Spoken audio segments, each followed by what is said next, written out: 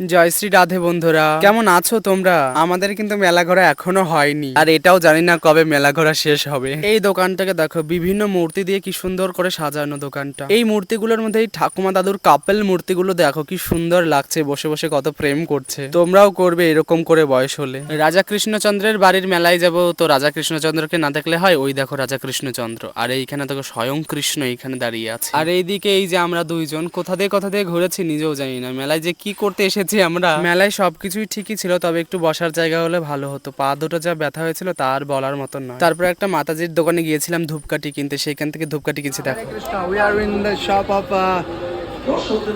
Mataji. Hare Krishna. He's giving us Dhupkati Agarbatti. So we are going at home.